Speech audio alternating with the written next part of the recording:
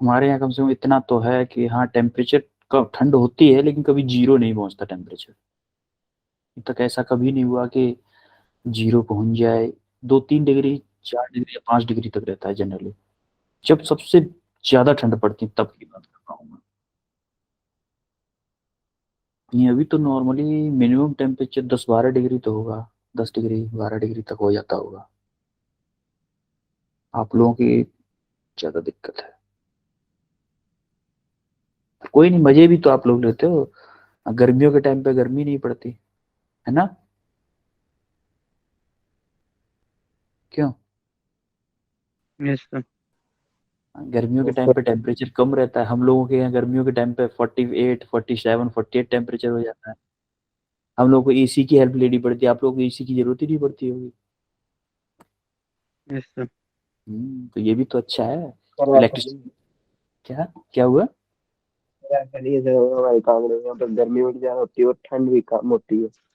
अच्छा अच्छा, हाँ कुछ कुछ साइड्स हैं जहाँ पे ठंड कम होती है गर्मी ज्यादा होती है, वो है ये।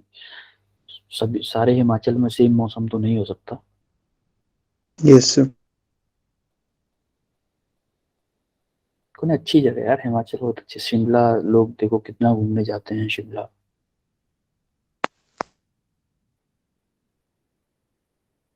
उना में भी टेम्परेचर 50 हो जाता है।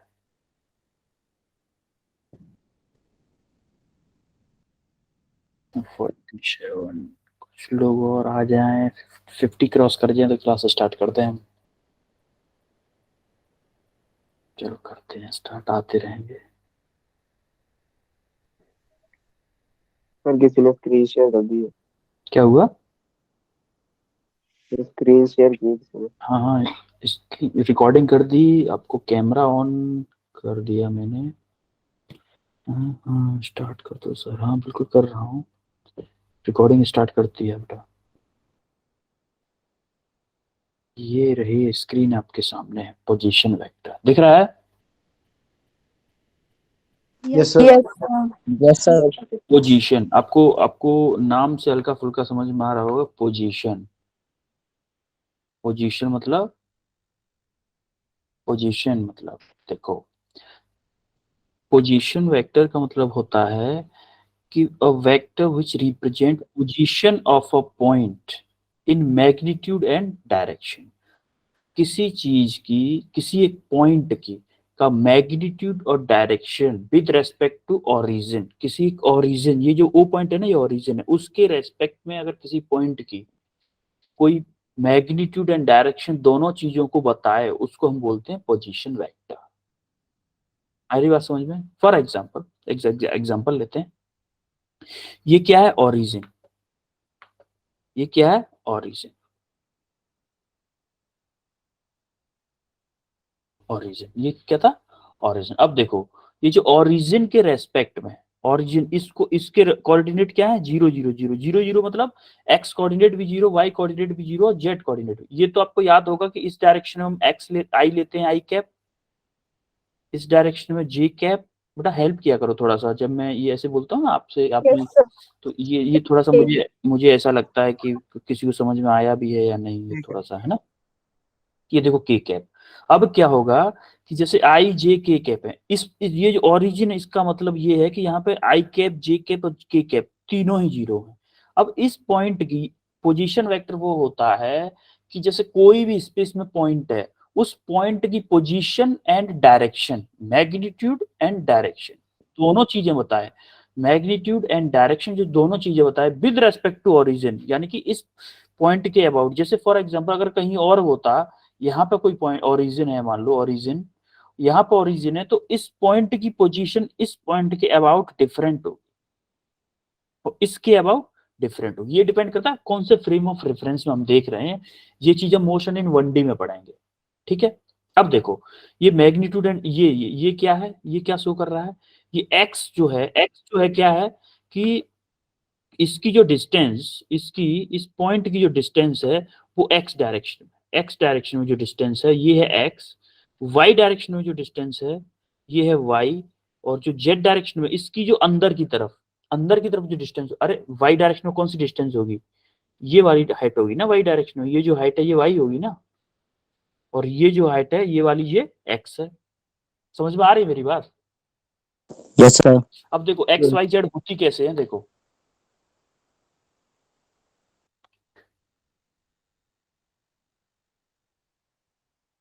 एक सेकंड, आपको वो बनाने की कोशिश कर रहा हूं मैं। तीनों ये आपको पेन दिख रहे हैं तीनों आपको? Yes sir. ये देखो, अब ये क्या है, ये पॉजिटिव एक्स डायरेक्शन है, ये क्या है वाई डायरेक्शन। ये जो पेन आपकी तरफ दिख रहा है ना, ये वाला पेन, रेड पेन, अब ये रेड पेन है, ये जेड डायरेक्शन है। जेड तो यहाँ पे कोई अगर पॉइंट है, यहाँ पे कोई पॉइंट है, तो उसका मैग्नीट्यूड एंड डायरेक्शन, जो वेक्टर इस पॉइंट का मैग्नीट्यूड एंड डायरेक्शन बताएगा, उसी को हम बोलते हैं पोजीशन वेक्टर। पोजीशन में देखो एक्स क्या है, एक्स है जो इस डायरेक्शन में, इसमें जो इस पॉइंट की पी पॉइंट की एक्स डायरेक्शन में कितनी डिस्टेंस है, वाई डायरेक्शन में कितनी डिस्टेंस है वो है वाई, जेड डायरेक्शन में कितनी डिस्टेंस है वो है जेड। क्लियर है? अब देखो मैग्नीट्यूड कैसे पता करेंगे इसका, मैग्नीट्यूड मैंने आपको बताया था, मैग्नीट्यूड क्या था बेटा, मैग्नीट्यूड क्या आएगा इसका, अंडर रूट में x square x plus square y square y plus square z square. ये बताया था कि नहीं बताया था पिछली क्लास में? देखो मैग्नीट्यूड ये बता दिया। अब देखो डायरेक्शन, डायरेक्शन कैसे निकालेंगे, मैग्नीट्यूड एंड डायरेक्शन, डायरेक्शन हम इसकी अभी आगे देखेंगे डायरेक्शन कैसे निकालेंगे, अभी आगे फॉर्मूलेज में आगे देखेंगे डायरेक्शन कैसे निकालेंगे। मैग्नीट्यूड तो मैं आपको बता चुका हूं ना, है कि नहीं? यस अब यहाँ तक ये क्लियर है। अब देखो आई कैप, जे कैप और के कैप, ये इटसेल्फ एक डायरेक्शन बता रहे हैं। एक्चुअली में जो रियलिटी है वो ये है कि आई कैप मतलब क्या है, इस पॉइंट की एक्स डायरेक्शन पोजीशन डायरेक्शन बता रहे हैं। वाई कैप जो वाई है जो है वो इस पॉइंट की वाई में डायरेक्शन बता रहे हैं, और जो जेड है वो इस पॉइंट की जेड में डायरेक्शन बता रहे हैं। क्लियर है? पोजीशन वेक्टर समझ में आया आप लोगों को? अरे क्लियर यस सर। यस और नो बोल दिया करो कुछ लोग। अब देखो डिस्प्लेसमेंट वेक्टर, डिस्प्लेसमेंट वेक्टर क्या होता है, देखो जैसे डिस्प्लेसमेंट वेक्टर क्या होता है कि जैसे कोई पॉइंट दो, देखो difference between final and initial position vector, तो जैसे दो पोजीशन वेक्टर दिए हुए हैं, एक यहाँ पे है और एक मान लो यहाँ पे है। जैसे फॉर इनिशियली क्या था, ये पोजीशन वेक्टर यहाँ पे था, वन कंडीशन थी इनिशियली में वन, और ये थी फाइनल, यहाँ पे यहाँ से ये चल के यहाँ पे आ गया, यहाँ पे है ना। चलो इसी से समझ लेते हैं। देखो इनिशियली ये जो पॉइंट था यहाँ पे, मान लो यहाँ पे था P1, ये वाला 1 पॉइंट है, ये वाला है 2, यहां से यहां तक आ गया, ये ऐसे चल के आ गया यहां तक। इनिशियल पोजीशन क्या थी, x1 y1 z1, और फाइनल क्या होगी x2 y2 z2। For example initially आप कहीं खड़े थे, स्पेस में कहीं खड़े थे, उस कोऑर्डिनेट उसका जो पॉइंट था x डायरेक्शन में, उस पॉइंट की डायरेक्शन थी y x1, y में थी y1 और z में थी z1।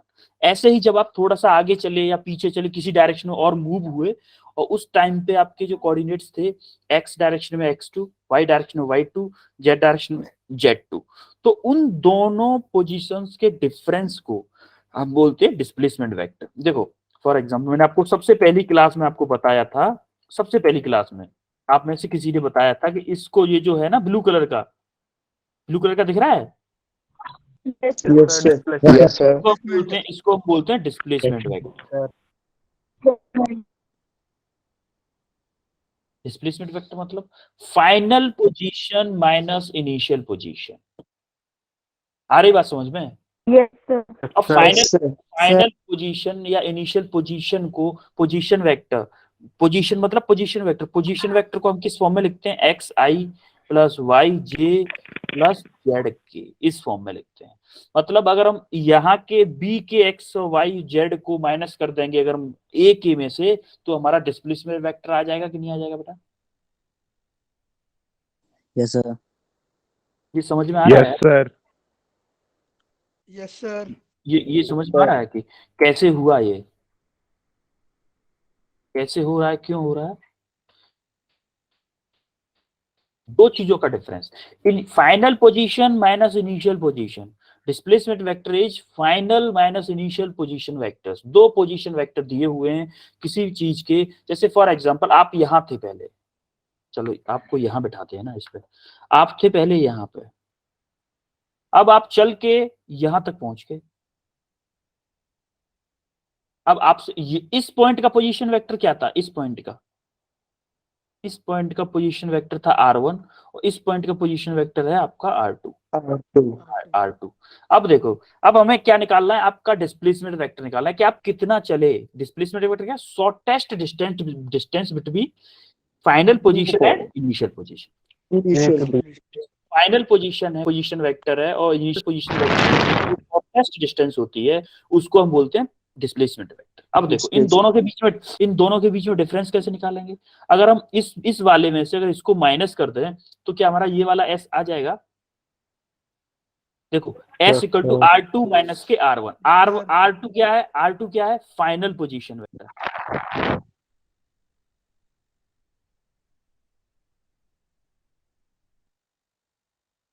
और r1 क्या है? Initial position vector. इनिशियल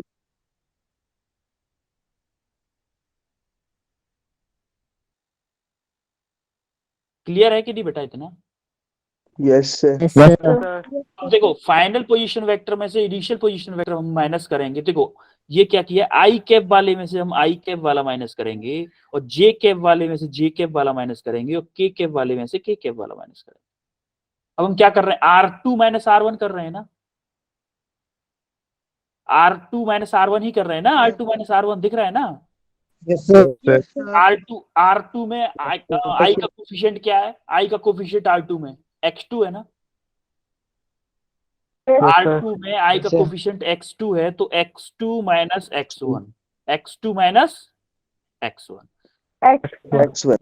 हाँ, अब क्या कोफिशिएंट क्या आ गया? आई के प्लस। अब ऐसे j के साथ में करके y2 माइनस y1। क्यों? क्योंकि हम R2 माइनस R1 कर रहे हैं ना, तो y2 minus y1, y2 minus y1 into j cap. अब ऐसे z के साथ z2 minus z1 z1 k cap. अब ये क्या है?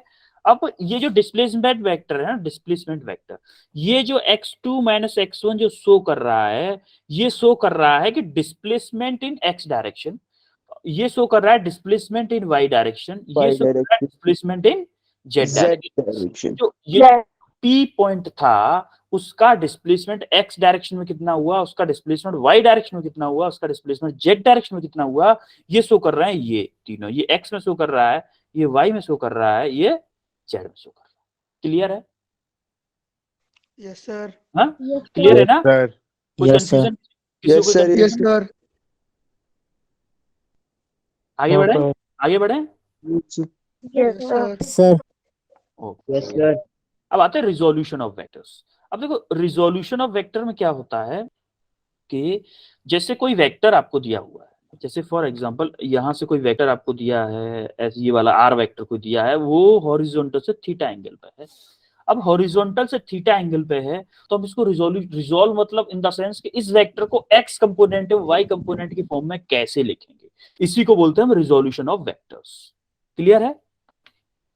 रिजोल्यूशन ऑफ वेक्टर किसे बोलते हैं? जैसे कोई भी वेक्टर दिया हुआ है उसको हम वेक्टर फॉर्म में कैसे लिखेंगे, आई कैप और जे कैप की फॉर्म में कैसे लिखेंगे, उस फॉर्म को अचीव करने के लिए जो हम चीजें करते हैं उसको बोलते हैं रिजोल्यूशन ऑफ वेक्टर्स। अब देखो यहाँ पे, अब आते हैं यहाँ पे, ये अगर एंगल थीटा है तो ये क्या होगा? बेस हो जाएगा, ये बेस हो जाएगा ना, ये परपेंडिकुलर हो जाएगा है? Yes, sir. Yes sir. अरे यार ये क्या हो जाएगा? हाइपोटेन्यूज हो जाएगा। Yes sir. होगा कि नहीं? सर। अब देखो Yes, यहाँ से अगर हम कॉस निकालें, यहाँ से अगर हम कॉस निकालें, कॉस थीटा क्या होता है? कॉस थीटा क्या होता है बेटा? Base upon hypotenuse. Base upon hypotenuse. Base क्या है यहाँ पे? ये बेस ही तो था। बेस क्या है? ओ एम अपॉन क्या? OP. OP. O M upon OP. O M upon OP लिखे, या ओपी क्या है? आर है ना? ओपी आर है कि नहीं? अच्छा। अरे यार ओपी आर है ना? ओपी डिस्टेंस आर ही तो है। अब देखो कॉस थीटा क्या आ गया? O M upon R. तो यहाँ से ओ एम क्या आया? ओ एम बेस इसको इधर भेज दिया, आर कॉस थीटा आया कि नहीं आया? Yes, ये, sir. ये हमारा क्या आ गया? बेस आ गया ना। बेस अब देखो, अब हमें जो परपेंडिकुलर है उसके लिए क्या करना है, साइन ले लेंगे जरा। Sin theta. साइन थीटा क्या होता है? साइन थीटा क्या होता है? Perpendicular perpendicular upon upon hypotenuse. Perpendicular क्या है? पीएम परपेंडिकुलर है ना, ये परपेंडिकुलर ही तो है।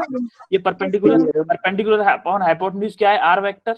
आर आ वेक्टर रही है ना, आर है ना। अरे हम यहाँ पे मैग्नीट्यूड ले रहे हैं ओनली।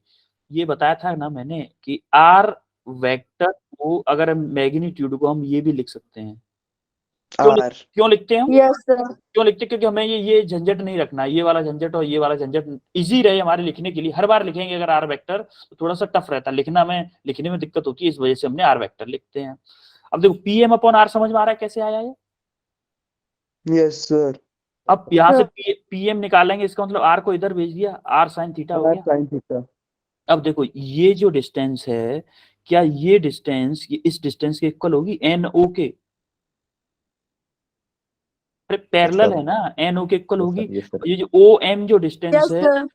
ये O is equal to N P N P के इक्वल है। ठीक है। यस सर अब देखो ये ट्रायंगल लॉ अभी आप आगे पढ़ोगे, इसलिए इसकी हेल्प से नहीं, हम थोड़ा डायरेक्टली समझेंगे। ठीक है, इसकी हेल्प से नहीं समझते हैं। अभी हम क्या करते हैं कि एक चीज याद रखो, जिसके साथ एंगल मिला होता है, जिसके साथ एंगल जुड़ा होता है उस साइड में कॉस कंपोनेंट है। ये अरे हमारा तो हमने तो ड्राइव किया है ना, ये आया है। अब ये चीज हमेशा के लिए हम हमेशा ऐसे ड्राइव नहीं करेंगे। हम लोग क्या याद रखेंगे कि जो वेक्टर है, कोई भी वेक्टर दिया हुआ है, उस वेक्टर का हॉरिजॉन्टल या वर्टिकल जिसके साथ एंगल है, जिसके साथ एंगल गिवन है ना, उस साइड में कॉस आएगा। जिसके साथ गिवन नहीं है, जैसे इस साइड में एंगल गिवन नहीं है ना, अरे इस साइड में एंगल गिवन नहीं है तो इस साइड में साइन कंपोनेंट आएगा। क्लियर है? यस सर अरे क्लियर नहीं? क्लियर है? नहीं है ना क्लियर? देखो देखो देखो, जिस साइड में आपको एंगल दिया हुआ है, जिस ट्रायंगल ये वाला जो वेक्टर है, उसके हॉरिजॉन्टल और वर्टिकल दो लाइन बना ली। अब जिस लाइन से, जैसे हॉरिजॉन्टल से अगर एंगल दिया है तो आर कॉस थीटा इधर आ गया, आर कॉस थीटा और वर्टिकल में आर साइन थीटा आ गया। अगर ये एंगल फॉर एग्जांपल, अगर ये एंगल इधर दिया होता, थीटा अगर यहां दिया होता ना, तो ये वाला होता आर साइन थीटा, अब वो सॉरी आर कॉस थीटा, और ये वाला होता आर साइन थीटा। समझ में आ रहा है? Yes, sir. आप इससे इस चीज से द्वारा भी कर सकते हो। अगर ये वाला मान लो, अगर हम माने तो ये वाला क्या हो जाएगा? बेस हो जाएगा। बेस ये परपेंडिकुलर हो जाएगा। अब द्वारा से यही फॉर्मूले लगाओगे ना तो यही आ जाएगा जो मैंने रेड पेन से बनाया। समझ में आ रही मेरी बात?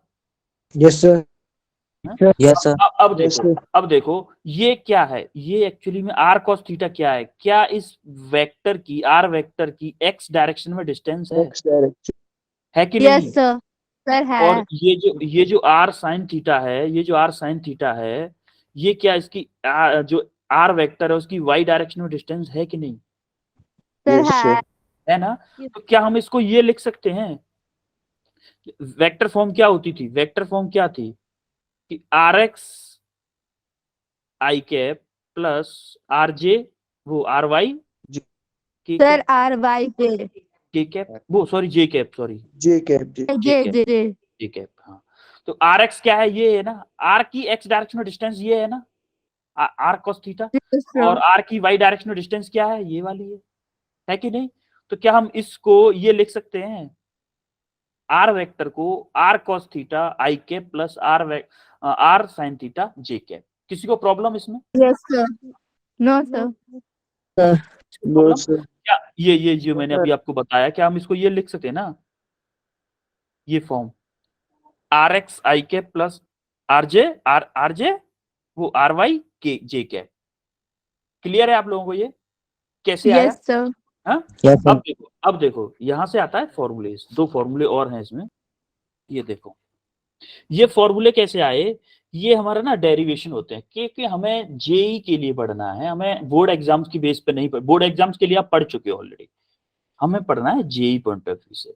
तो जेई पॉइंट ऑफ व्यू में हम क्या करते हैं, हम लोग ना ज्यादातर हम फोकस करेंगे न्यूमेरिकल्स पे।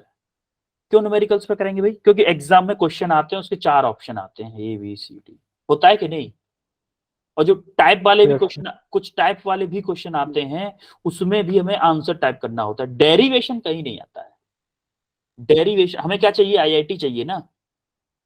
Yes, sir. अरे आप लोगों को हमें Yes, sir. हमें हमें इन द सेंस कि आप लोगों को आईआईटी चाहिए, तो आपको आईआईटी का जो पेपर है, जेई का पेपर है, उसी के अकॉर्डिंग पढ़ाई करनी पड़ेगी। कि आईआईटी Yes. के Yes, yes, sir. IIT board exam के हिसाब से पढ़ाई करोगे तो आईआईटी नहीं मिलेगा ना। आपको आईआईटी के हिसाब से, जो आईआईटी का एंट्रेंस एग्जाम होता है, जेई, जो जेई का एग्जाम होता है, उसी के हिसाब से पढ़ाई करनी पड़ेगी सारी। समझ में आ रही है Yes. मेरी बात? Yes, sir. तो हम इसमें करते क्या है कि जो मेन है, जैसे कि आपको कुछ बेसिक जो डेरिवेशन है, जिनकी हेल्प होती है न्यूमेरिकल सॉल्व करने में, वो डेरिवेशन हम करेंगे। बाद बाकी हम फॉर्मूले समझेंगे, उन फॉर्मूलों को अप्लाई करेंगे क्वेश्चंस पर, जिससे हमारा जो कि हमारे क्वेश्चन उसमें एक पेपर में आते हैं, फॉर्मूले को हम एप्लीकेशन उसमें करेंगे क्वेश्चंस। और ये जब आप कर लोगे ना, तो आप देखोगे जब इसके असाइनमेंट्स को सबको सीरियसली लिया करो, क्योंकि वो सारे असाइनमेंट्स में जो क्वेश्चन है ना, या तो आपका जेई में क्वेश्चन आया हुआ है, या फिर वो ऐसा क्वेश्चन आ सकता है। सारे के सारे असाइनमेंट आपको उसी बेस पे दिए जाते हैं, सारी चीजें आपको। इसीलिए हर असाइनमेंट को सीरियसली लेना है, हर असाइनमेंट को खुद से लगाना है, सॉल्यूशन देखना है, लगाने के बाद सॉल्यूशन देखना है। ऐसा नहीं कि पहले सॉल्यूशन देख लिया बाद में क्वेश्चन सॉल्व कर रहा है, ऐसा नहीं करना है अगर आपको आईआईटी चाहिए तो। और आईआईटी तो जब यहाँ पे सब लोग पेपर एग्जाम होते हुए भी आप लोग क्लास में बैठे हुए, इसका मतलब हर किसी को आईआईटी चाहिए। सही कह रहा हूँ ना मैं? Yes, sir. Yes, sir. तो हम Yes, क्या sir. करेंगे, हम लोग फॉर्मूले देखेंगे और उसके एप्लीकेशन क्वेश्चंस पे अप्लाई करेंगे, उन चीजों को क्वेश्चंस पे अप्लाई। डेरिवेशन हमने बोर्ड के लिए पढ़ लिया, और हम बोर्ड के लिए पढ़ के भी जाएंगे डेरिवेशन। समझ में आ रही मेरी बात? और डेरिवेशन कराए भी होंगे आपके स्कूल में। Sir. हाँ, Yes, sir. अब देखो ये रिजल्टेंट जो मैग्नीट्यूड मैंने आपको बताया था ना, मैग्नीट्यूड। तो ये मैग्नीट्यूड में किसी को कोई कंफ्यूजन है? ये मैग्नीट्यूड, आर का मैग्नीट्यूड निकाला है, इसका मैग्नीट्यूड है। ये क्या है एक्चुअली में, ये किसके इक्वल है? इसको हम ये भी लिख सकते हैं ना, आर वेक्टर का मैग्नीट्यूड इक्वल टू ये। अरे यार मैंने बताया था ना कि जैसे पोजीशन वेक्टर बताया था, x i cap plus Y j cap plus Z k cap, इसका मैग्नीट्यूड क्या था? अंडर रूट में x square plus y square plus z square था कि नहीं मैग्नीट्यूड? भाई भूल गए क्या आप लोग? तो ऐसे ही तो आर का मैग्नीट्यूड निकाला है, आई का कोफिशिएंट का स्क्वायर प्लस वाई के जे के कोफिशिएंट का स्क्वायर। कोई confusion? No, No, sir. sir. Clear है? Yes, sir. अब देखो Yes, इसका sir. ये जो एंगल होता है ना, ये जो एंगल है, हमारा जो वेक्टर है, जो हमारा वेक्टर दिया हुआ है, उसका अगर हम एक्स कंपोनेंट के साथ में एंगल निकालें थीटा, तो वो क्या आता है? Y upon x. वाई मतलब y component upon x component, y component upon x. अब आपको क्वेश्चन कैसे आएगा? जनरली मान लो आपका, ये क्वेश्चन जनरली आपको कैसे पूछा जाएगा कि मान लो कोई वेक्टर दे दिया, कोई वेक्टर है, अननोन वेक्टर है, कोई आर वेक्टर है, जिसका एक्स कंपोनेंट दिया हुआ है हमारा 3, और आर का वाई कंपोनेंट भी दिया हुआ है 3। अब हमारा एंगल पूछा है कि इस वेक्टर का एंगल बताओ हॉरिजॉन्टल के साथ में, हॉरिजॉन्टल बोल दे या एक्स एक्सिस बोल दे। अब आप कैसे करोगे इसको सॉल्व? तो हमें क्या करना है, tan theta equal to R y upon R x. अब ये क्या आया? 3/1 आ गया ना। Tan Yes, sir. Tan theta equal to 1, तो थीटा इक्वल टू क्या आएगा? Tan inverse 1। तो क्या 45 डिग्री आ जाएगा answer? Yes, sir. Yes, sir. Clear है सबको? तो इस फॉर्मूले का यूज समझ में आया? क्यों क्या यूज है इस फॉर्मूले का? Yes, sir. Yes, sir. इन दो फॉर्मूलों को, ये दो फॉर्मूले ना स्टार, Yes, sir. ये दो फॉर्मूलों को ना स्टार मार्क कर लीजिएगा आगे चल के। ये फॉर्मूले बहुत इंपॉर्टेंट है दोनों। और एक चीज और याद रखिएगा, इस पूरी स्लाइड से सबसे ज्यादा इंपॉर्टेंट चीज, एक तो ये बॉक्स है, एक ये चीज है कि जो वेक्टर जो होता है उसकी जो साइड, एंगल जिस साइड से अटैच होता है, जैसे मान लो इस साइड से अटैच है ना एंगल, ये मैं आपको देसी लैंग्वेज बता रहा हूँ याद रखने के लिए, अपनी लैंग्वेज में।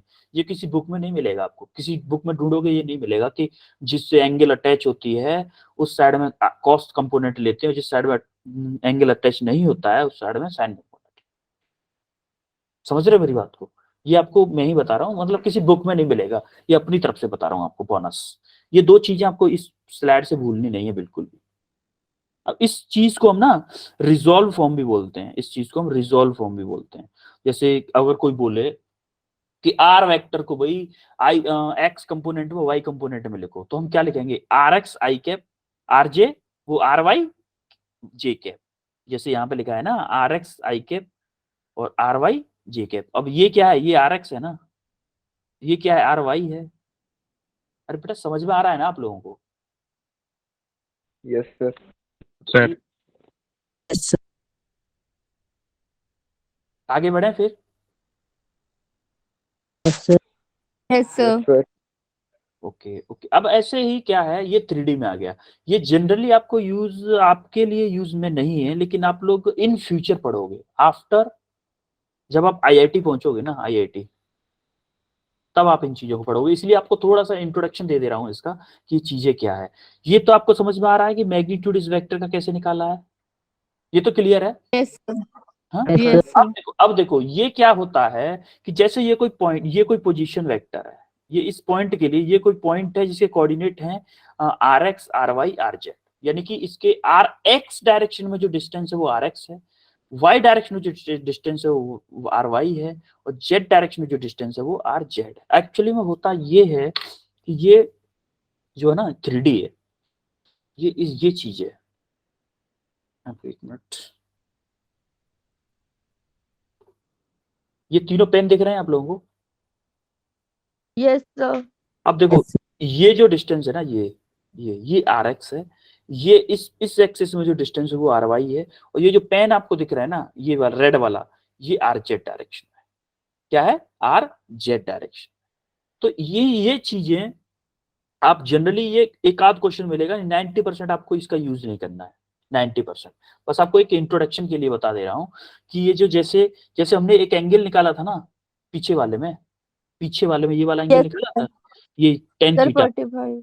टेन थीटा, ये 45, हाँ यहाँ पे 45 भी निकाला था, ये बिल्कुल बेटा 45 निकाला था। Yes, ये sir. वाला एंगल जो हॉरिजॉन्टल से है। ऐसे ही 3D में हर साइड के साइड में एक एंगल होता है। जैसे जो रिजल्टेंट है, ये जो रिजल्टेंट है, इसका वाई एक्सिस के साथ में क्या रिजल्ट वो होगा, एंगल होगा। ऐसे ही जो रिजल्टेंट है पोजीशन वेक्टर, इसका एक्स एक्सिस के साथ में क्या एंगल होगा, वैसे ही इसका जेड एक्सिस के साथ में क्या रिजल्ट वो होगा, एंगल होगा। इन तीनों के फॉर्मूले हैं ये। अगर देखो थीटा वाई निकालना है, जो पोजीशन वेक्टर है या रिजल्टेंट वेक्टर है, उसका वाई एक्सिस के साथ में निकालना है, तो वाई वाला ही ऊपर आएगा और नीचे आ जाएगा मैग्नीट्यूड। वैसे ही अगर थीटा एक्स निकालना है, यानी कि एक्स एक्सिस के साथ में एंगल निकालना है, तो उस वहां पे क्या होगा, आर का जो आर वेक्टर उसका आई कंपोनेंट आएगा, जो एक्स एक्स डायरेक्शन में कंपोनेंट है, और डिवाइडेड बाय रिजल्टेंट वेक्टर का मैग्नीट्यूड। सेम ऐसे ही जेड के साथ में भी होगा। क्लियर है? और इन तीनों चीजों का ये चीज है, इन तीनों चीजों का अगर कॉस स्क्वायर लेते हैं तो उन तीनों का सम 1 के इक्वल होता है। क्लियर है ये? Yes sir. या Yes, तो sir. हाँ? समझ में आ रही है मेरी बात? Yes sir. अब देखो ये जो आपको ये दिख रहा है ना, आर एक्स का स्क्वायर प्लस आर जेड का स्क्वायर, ये 3D में है। आपको ये स्क्रीन पे समझ में नहीं आ रहा होगा, इसको थोड़ा विजुलाइज करना पड़ेगा, बस और कुछ नहीं। विजुलाइज करने की बात है बस, और कुछ भी नहीं है। ये जो डिस्टेंस है, जैसे देखो ये यहां तक, ये जो डिस्टेंस है ना, ये आर वाई है, लेकिन ये जो डिस्टेंस है, ये गहरा, ये बाहर, इससे बाहर की तरफ, ये जेड डायरेक्शन, ये है जेड डायरेक्शन, ये आर जेड है एक्चुअली हर जगह पे। ये जो डिस्टेंस है ना, ये आर जेड है। ये आपके जो वो है ना, आपकी स्क्रीन, जो स्क्रीन आप मोबाइल की देख रहे हो, मोबाइल के लैपटॉप की, उस स्क्रीन से बाहर की बात है। उस स्क्रीन से बाहर कोई चीज खड़ी हुई है, ये है जेड, ये है जेड। जो जेड डायरेक्शन है वो स्क्रीन के बाहर की तरफ है। स्क्रीन में आपको स्क्रीन ऐसे दिख रही होगी, ये मान लो आपके लैपटॉप है या मोबाइल है, ये दिख रही ना आपको, ये एक्स दिख जाएगा, वाई दिख जाएगा बस।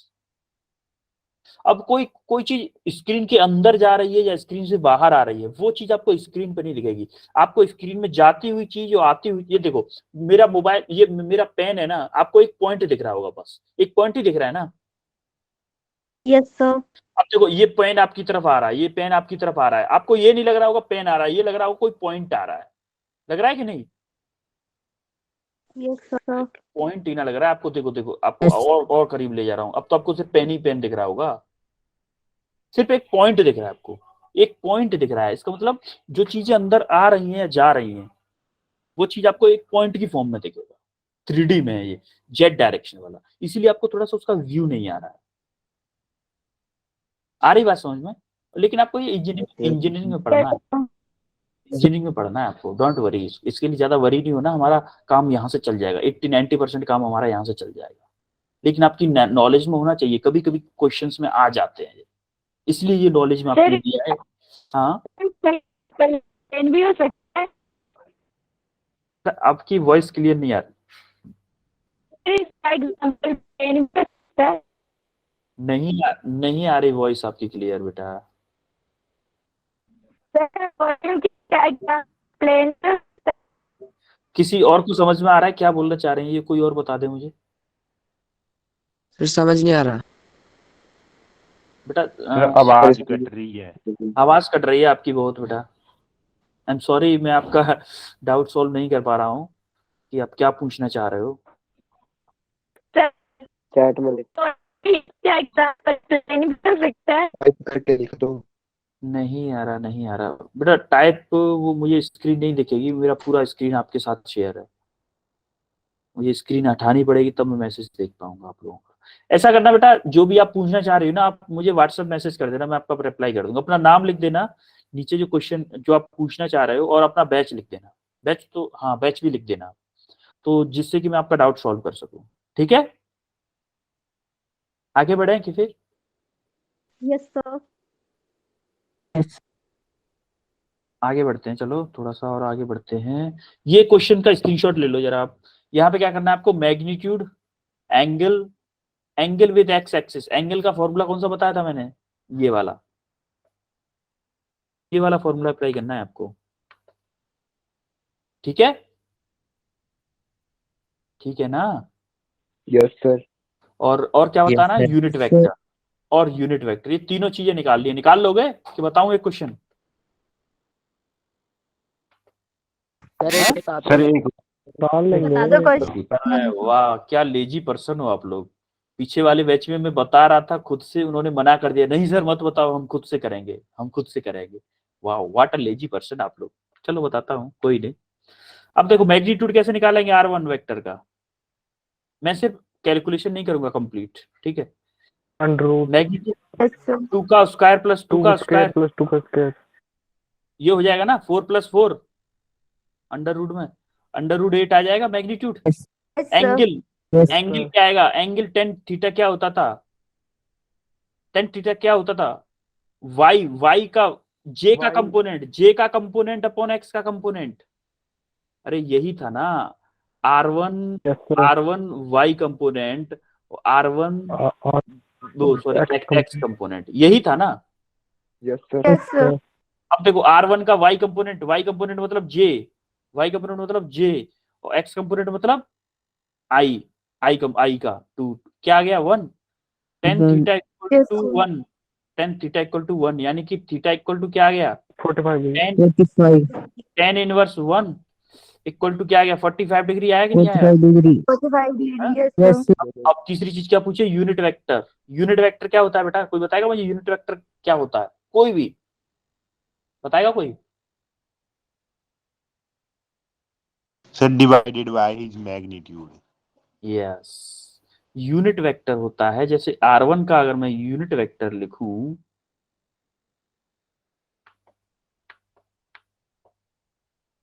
अब R1 का मैं यूनिट वेक्टर लिखूं तो क्या आएगा? R1 vector divided by its magnitude, यही होगा ना? R1 वेक्टर क्या है? ये R1 वेक्टर क्या है? 2i + 2j की कैप लगा दूं यार। अब देखो मैग्नीट्यूड क्या है? √8 है ना? मैग्नीट्यूड ये निकाला था हमने पहले ही, ये पुट कर दिया यहाँ पे डायरेक्ट।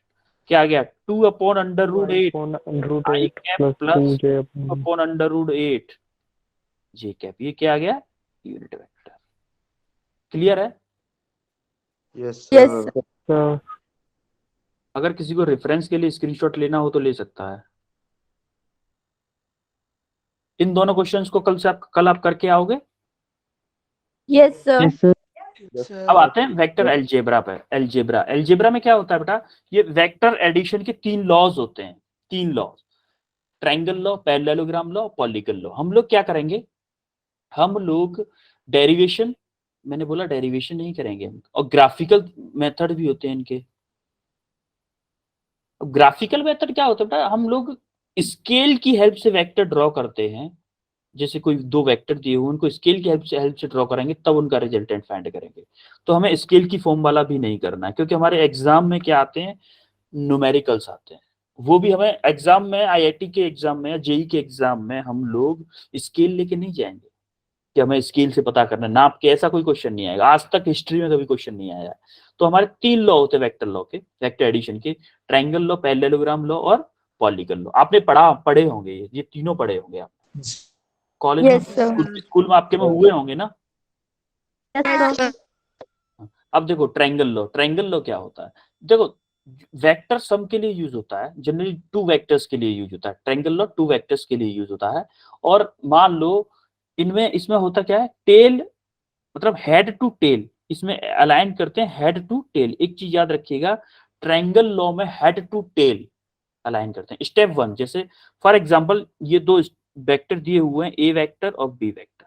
ये कोई भी 2 रैंडम वेक्टर ले लिए हमने, ए और बी 2 वेक्टर दिए हुए हैं। फर्स्ट स्टेप क्या करते हैं इसमें, join tail of vector B to head of A, यानी कि ये जो वेक्टर बी की जो टेल है, टेल यही तो होती है ना बेटा, हेड ये होता है। समझ में आ रही मेरी बात? Yes, sir. अब Yes, देखो sir. इस वेक्टर की, इसको हम लोग यहाँ पे शिफ्ट करेंगे। कैसे शिफ्ट करेंगे, पैरेलल। जैसे ये वेक्टर है P, ये वाला ये वेक्टर है मान लो P, ये रेड पेन दिख रहा है P, येलो पेन है नहीं, P वेक्टर दिख रहा है, ये येलो पेन, Yes. जो रेड पेन सॉरी। अब इसको अगर हम यहाँ पे शिफ्ट करना है हमें थोड़ा सा, तो इसके सेम एंगल पे मैंने इस P वेक्टर को, ये P वेक्टर को सॉरी B वेक्टर को ये शिफ्ट कर दिया यहाँ पे। एंगल सेम है, ये पैरेलल है। देखो अगर आप देखोगे ना तो ये पैरेलल है, इन दोनों के बीच में डिस्टेंस भी सेम है और एंगल भी सेम है। ऐसे शिफ्ट करते हैं, समझ रहे मेरी बात को? Yes, sir. हाँ, तो ये क्या था, ये देखो ये निप जो है ना, निप, ये जो ये वाली साइड दिखा रही है हेड को, और ये वाली साइड दिखा रही है, पीछे वाली साइड दिखा रही है टेल को। मान लो ये जो ब्लैक है, ये वाला वो था क्या, ए वेक्टर, और ये जो रेड है ये क्या है, वी वेक्टर। अब हमने क्या किया, जो टेल है, जो है ए का जो हेड था उस पे बी के टेल को रखा। मैंने कैसे किया, ए का जो हेड है बी के टेल पे रखा, ये रख दिया मैंने। दिख रहा है आपको? दिख रहा है कि नहीं? हाँ, तो ये समझ में आ रहा है? देखो ऐसे होगा, नेक्स्ट स्लाइड में देखो, ये दिख रहा है आपको। मैंने क्या किया, इसके टेल को इसके हेड पर रख दिया, ये रखा है इसके टेल पे इसके हेड को रखा है कि नहीं? अब देखो यहां से जो ये जो ट्रायंगल को क्लोजिंग साइड होगी यहां से, इसको बोलते हैं रिजल्टेंट। ये होगा ए वेक्टर प्लस बी वेक्टर। ये जो तीसरी साइड यहां से आएगी ना, जो तीसरी साइड AC, ये हमारे रिजल्टेंट वेक्टर के इक्वल होगी। ये होता है हमारा ट्रायंगल लॉ। समझ में आई मेरी बात? Yes sir. Yes, sir. Triangle law clear है? ट्रायंगल लॉ क्लियर है? Yes, sir. अब आते हैं पैरेललोग्राम लॉ पर इसी तरह। अब देखो उसमें ट्रायंगल लॉ में क्या था बेटा, देखो हेड टू टेल, यहाँ पे हेड टू टेल मिला रहे थे ना। अरे इसके हेड Yes, sir. से इसका टेल मिलाया था, इसके हेड से इसका टेल मिलाया था। इसमें देखो पॉइंट क्या है, इसमें टेल टू टेल मिलाते हैं। 2 वेक्टर हमें कोई गिवन है, उसमें क्या क्या करना है हमें कि टेल, इसके टेल से इसका टेल मिलाना है। दोनों के टेल टू टेल मिला दिए, टेल टू टेल मिला दिए। जब टेल टू टेल मिलाए, क्योंकि वेक्टर्स की पैरेलल शिफ्टिंग अलाउड होती है हमेशा। अब देखो मैंने क्या किया था, इस वेक्टर को थोड़ा सा नीचे लाया, थोड़ा सा पीछे लेके, तो क्या किया, इसके टेल पे ऐसे करके ये वाला टेल, ये दोनों की टेल टू टेल मिली है कि नहीं बेटा? Yes, sir. अब मैंने क्या Yes, किया, इस वेक्टर के parallel equal in magnitude of parallel एक वेक्टर ड्रॉ किया यहाँ पे ऐसे करके, और इस वेक्टर के पैरेलल और इक्वल इन मैग्नीट्यूड यहाँ पे ड्रॉ किया हमने ऐसे। फर्क ऐसे देखो, ऐसे करके ये जो AC वेक्टर है, इस वेक्टर के इक्वल ये वाला वेक्टर है, और इस वेक्टर के इक्वल ये वाला वेक्टर। AB ये भी AB है, ये AD है और ये भी AD है, दोनों इक्वल है और दोनों पैरेलल है। समझ में आ रहा है? यस बात सर। बात समझ में आ रही है कि फर्स्ट स्टेप में हमने क्या किया था, दो वेक्टर्स थे, उनकी टेल से टेल मिलाई तो हमारी ऐसी कंडीशन बन गई, जैसे कि ये कंडीशन बन गई, ये वाली कंडीशन बन गई, नहीं सॉरी, ये वाली बनेगी, ये वाली, यस सर। ये वाली कंडीशन बन गई।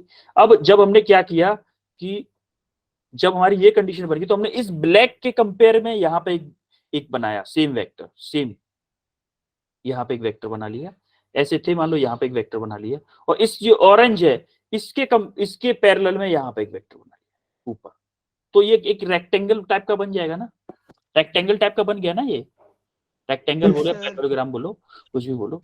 Yes sir. तो ये जो वेक्टर आएगा यहाँ से, ये जो लाइन आएगी ना, ये वाली, ये जो है डायगोनल, जो बीच वाला डायगोनल आएगा, ये हमारा इक्वल होगा किसके, रिजल्टेंट वेक्टर के।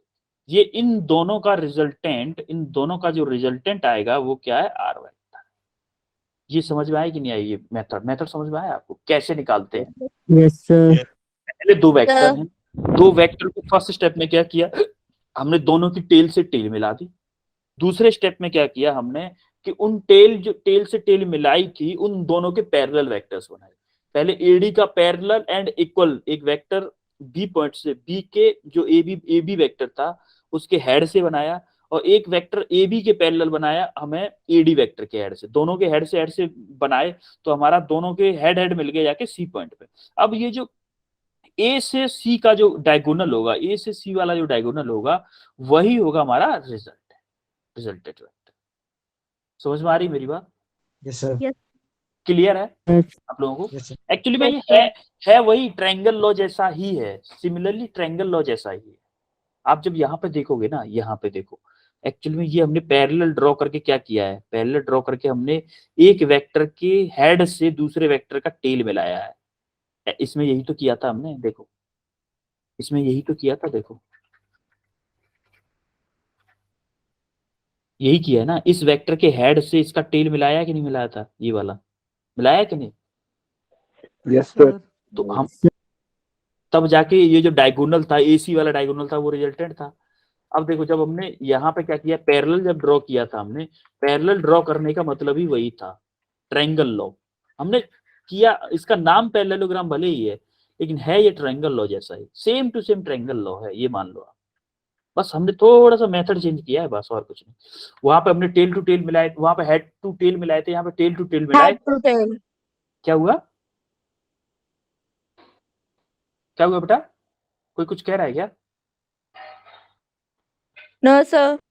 ये बताओ, ये क्लियर हुआ आपको पैरेललोग्राम?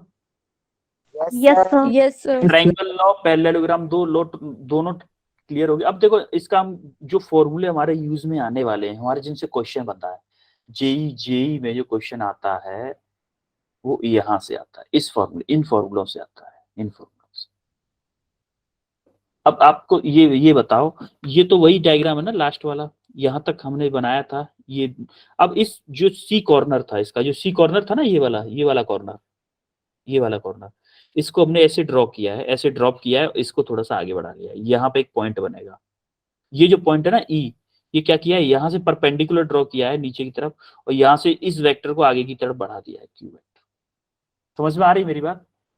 अब देखो मैंने आपको बताया ना, जिस साइड से एंगल चिपका हो, उस साइड में क्या आएगा, कॉस कंपोनेंट। क्या Q का जो ये वाली डिस्टेंस होगी, ये कॉस, ये वाली जो है, ये वाली, क्या ये Q कॉस कंपोनेंट होगा? Q का कॉस कंपोनेंट इधर आएगा, Q का साइन कंपोनेंट इधर आएगा। इसमें किसी को कोई कंफ्यूजन है क्या? Q का कॉस कंपोनेंट नीचे की तरफ आएगा, Q का कॉस कंपोनेंट इधर जाएगा। क्यों? क्योंकि Q जो वेक्टर है उसका एंगल इस लाइन से मैच हो रहा है, इसका मतलब कॉस कंपोनेंट इधर आएगा, और इस लाइन से मैच नहीं हो रहा है, इसका मतलब साइन कंपोनेंट इधर जाएगा। क्या ये वाली जो डिस्टेंस है यहां से लेके यहां तक, ये वाली जो डिस्टेंस है, क्या मैं इसको P vector plus Q cos theta लिख सकता हूं? यही डिस्टेंस है ना टोटल। अरे ये वाली डिस्टेंस क्या थी, Q cos थीटा थी, और यहां से लेके यहां तक ए बी क्या है, P वेक्टर है। किसी को कंफ्यूजन क्या? No sir. कोई कंफ्यूजन नहीं है ना? नहीं अब सर देखो कोई अब देखो कंफ्यूजन नहीं ये मेरे को। ये वाली हाइट क्या है, ये वाली हाइट क्या क्यू कॉस थीटा है, q sine theta sorry, q sine theta है ना ये वाली हाइट, ये वाली CE distance q sine theta है। अब देखो हम लोग क्या कर रहे हैं, एक मिनट कलर चेंज करूंगी इसका जरा, ये नहीं कोई और कलर लेता हूँ, ये वाला लेता हूँ। अब देखो मैं क्या ले रहा हूँ, इस वाले ट्रायंगल को कंसीडर कर रहा हूँ, यहाँ से ये जो वायलेट कलर है इसको देखिएगा, ये जो ट्रायंगल है यहाँ से यहाँ से, इस ट्रायंगल में ये एंगल क्या है, अल्फा है, ये वाला एंगल अल्फा है ना। अब इस ट्रायंगल में पाइथागोरस थ्योरम लगा लो, पाइथागोरस थ्योरम तो पता होगा आपको, यस सर।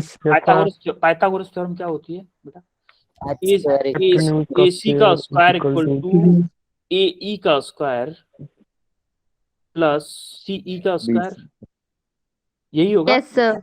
अरे ये वाला ट्रायंगल लिया है मैंने, ट्रायंगल कौन सा ट्रायंगल है, AEC, ये वाला ट्रायंगल लिया, AEC ये वाला ट्रायंगल लिया। हम ये मेथड भी इससे भी कर सकते हैं, वैसे ट्रायंगल लॉ यूज कर लिया, बस हमने क्यों यूज करना, मैथमेटिक्स से इससे थोड़ा इजी होता है, इससे थोड़ा इजी होता है, इसलिए इस मेथड से करा रहा हूँ। ये मेथड तो आपके सामने हमेशा रहेगा ना, ये भी सीख लो, वो तो बाद में भी कर सकते हो। अब देखो AC क्या है, AC क्या है बेटा, R वेक्टर है कि नहीं, AC सर है ना। यस अब देखो, ये देखो R वेक्टर AC हो गया, इसका स्क्वायर है इक्वल टू A, और AE क्या है, AE क्या है, AE ये है कि नहीं, AE पूरा sir. P vector plus Q vector P plus Q cos theta. Q cos theta, इसका स्क्वायर हो जाएगा प्लस CE क्या है बेटा, CE क्या है, Q sine theta, Q sin theta. इसका स्क्वायर हो जाएगा, क्लियर है। Yes yes sir. अब देखो इसका स्क्वायर खोलो जरा, P स्क्वायर, इसको इसी फॉर्म में लिखना, वेक्टर हर बार वेक्टर बनाना पड़ रहा है, Q square cos square theta plus 2PQ cos theta plus Q square sine square theta. कोई कंफ्यूजन इसमें, नो सर। इसका होल स्क्वायर खोल दिया। अब देखो P square plus Q square, अब देखो यहां से इसमें से और इसमें से Q स्क्वायर कॉमन ले लिया, तो क्या ये हो जाएगा cos square theta plus sine square theta yes sir plus 2PQ cos theta, होगा कि नहीं होगा। यस सर अब ये Yes, sir. बताओ, ये वैल्यू 1 होगी कि नहीं होगी, 1 यस सर क्या मैं R वेक्टर को अंडर रूट में P square plus Q square plus 2PQ 2P cos theta. यही फॉर्मूला है ना, यही फॉर्मूला है ना, yes sir. Yes sir yes sir. Clear है। Yes sir. Yes sir. Sir ठीक है, अब ये क्लियर है तो इसको हटा ही देता हूँ फिर मैं।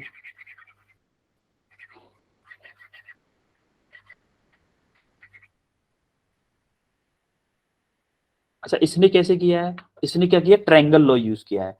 ट्रायंगल लॉ क्या था, ट्रायंगल लॉ क्या था कि ये जो दो वेक्टर्स हैं, जैसे AC वेक्टर किसके इक्वल होगा, AC वेक्टर होगा AE प्लस CE। अरे ये CE इसी यही ट्रायंगल लिया है, AEC ही ट्रायंगल लिया है इसने भी, और AC वेक्टर ट्रायंगल लॉ, अरे यार आप भूल जाते हो तुरंत। ये R वेक्टर है, दिख रहा है आपको, R vector A vector plus B vector के इक्वल है कि नहीं, yes sir. R vector A vector plus B vector के इक्वल है। अब यहाँ पे देखना जरा इस झंझट को, देखो ये जो वेक्टर है, ये वेक्टर R वेक्टर क्या इस CE के और AE के इक्वल होगा कि नहीं होगा, AE प्लस CE के Yes, equal R sir. Vector होगा कि नहीं होगा, होगा ना, यस सर। ये वाला। यस सर अब देखो अब AC क्या है, ACR है, ACR लिख दिया। अब AE क्या है, AE यही है ना, P plus Q cos theta, yes sir. P plus Q cos theta I cap plus I cap क्यों आया है, क्योंकि ये x डायरेक्शन में है, x डायरेक्शन में है ना, अरे x डायरेक्शन में है ना, तो I कैप आएगा। अब अब ये इसके साथ में जे कैप क्यों आएगा, क्योंकि वाई डायरेक्शन की डिस्टेंस, यही तो डिस्टेंस है वाई डायरेक्शन की, वर्टिकल डायरेक्शन में डिस्टेंस है ना ये, Yes, sir. वर्टिकल डायरेक्शन में, तो Q sine theta j cap. अब देखो, अब इसका जो मैग्नीट्यूड है क्या होता है, हमने उसका मैग्नीट्यूड क्या क्या देखा था हमने, अरे हमने देखा था आर वेक्टर का magnitude x i cap plus Y j cap, जो देखा था हमने क्या था मैग्नीट्यूड, आर वेक्टर का मैग्नीट्यूड क्या था, x square plus y square. हाँ, जेड अगर होती तो जेड के कैप होती अगर, तो प्लस जेड स्क्वायर भी हो जाता। अब सेम थिंग हमें क्या करना होगा, यहाँ पे अप्लाई करेंगे, सेम थिंग यहाँ पे अप्लाई करेंगे। देखो, इसका अगर हमने मैग्नीट्यूड निकाला तो इसका स्क्वायर प्लस इसका आई के कंपोनेंट का स्क्वायर प्लस जे के कंपोनेंट का स्क्वायर करेंगे कि नहीं करेंगे ब्रैकेट में, ये किया। अब वो कैलकुलेशन मैंने स्क्वायर खोल के आपको बताई थी, पूरी बताई थी कि नहीं, कि इसका स्क्वायर करेंगे, ये थीटा आएगा, यहाँ से साइन इसका थीटा आएगा, वो ऐड होके 1 के इक्वल हो जाएगा, होगा कि नहीं होगा बेटा? Yes, sir. मतलब ये यहाँ तक क्लियर है सबको? 2 तरीके बता दिए मैंने आपको इस प्रूफ के, 2 मेथड, एक तो पैरेललोग्राम थ्योरम इससे, सॉरी ट्रायंगल लॉग से, एक बता दिया मैंने पाइथागोरस थ्योरम से, दोनों से बता दिया आपको। क्लियर है आपको ये? Yes, sir. अब देखो डायरेक्शन, अब देखो डायरेक्शन कैसे निकालेंगे। अभी देखो मैंने आपको बताया था ये वाला फॉर्मूला, आपको फॉर्मूले तुरंत याद दिलाने पड़ते हैं, ये वाला नहीं, ये वाला देखो क्या है ये, y component upon x component. अरे ये वेक्टर का y कंपोनेंट यही है ना, j का कोफिशिएंट अपॉन x का कोफिशिएंट। Yes, sir. j का कोफिशिएंट अपॉन x का कोफिशिएंट। अब ये याद रखो, j का कोफिशिएंट अपॉन x का कोफिशिएंट। अब देखो यहाँ पे, ये देखो हमारा वेक्टर क्या था, वेक्टर फॉर्म में क्या था, यही है ना, वेक्टर फॉर्म में यही है ना। अब इसका j का कोफिशिएंट क्या है, j का कोफिशिएंट क्या है, q sin थीटा। Yes, sir. x का कोफिशिएंट क्या है, p प्लस q cos थीटा। To cos theta. अब देखो ये क्या है, R y upon R x, ये आर एक्स है कि नहीं? Yes, sir. क्लियर है कि नहीं सबको ये? Yes, sir. सबको क्लियर है? तो फिर एक काम करो, इसका स्क्रीनशॉट ले लो, इसका। अरे यार टाइम भी हो गया, स्क्रीनशॉट ले लिया? Yes, Yes, sir. sir. ठीक है, फिर हम लोग अब एंड कर दें क्लास को।